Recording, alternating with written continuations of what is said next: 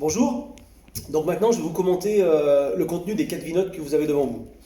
Donc là il y aura 2 blancs et 2 rouges. En blanc vous avez un vin de pays vionnier et un Gros Hermitage blanc.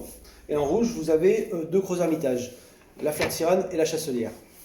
On commence par le vin de pays vionnier. Donc là c'est des vignes qui sont situées sur la commune de Clérieux, des terres assez sablonneuses, où là on a voulu faire un vionnier assez gourmand, assez rafraîchissant. Donc vinifié à basse température, dans les cuves inox, des mises en bouteille très tôt dans la saison, au mois de décembre environ pour le 2020. Ça c'est vraiment à boire l'été, au bord de la piscine, sur un petit apéro, à boire assez frais. Pas trop frais, attention, entre 8 et 10 degrés c'est largement suffisant.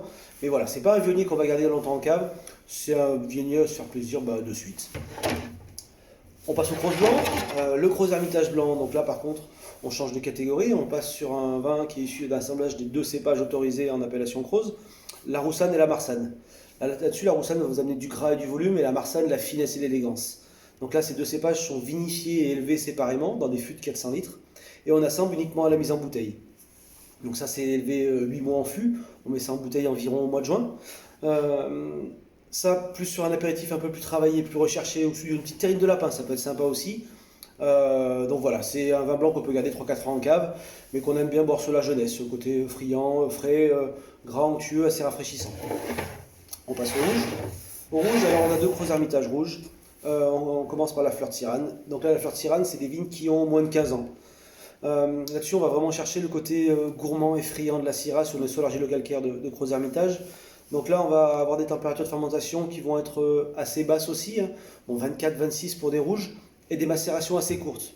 Parce que sur ce vin-là, on cherche vraiment le côté gourmand, croquant, pas du tout de tanin ou très peu, enfin des tanins très légers.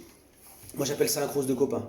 Ça, c'est des choses qu'on va boire sur une planche de charcuterie, un apéro dînatoire, un banquet, un truc entre potes quoi. Donc c'est pas un cross qu'on va garder longtemps.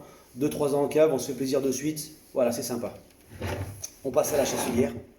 Donc la Chasselière maintenant, donc là c'est des vignes qui ont plus de 25 ans, donc des rendements aussi un peu plus faibles, où là on a pour tirer un meilleur potentiel en termes de tanin sur ces vignes-là. Donc des macérations qui vont durer entre 3 et 4 semaines.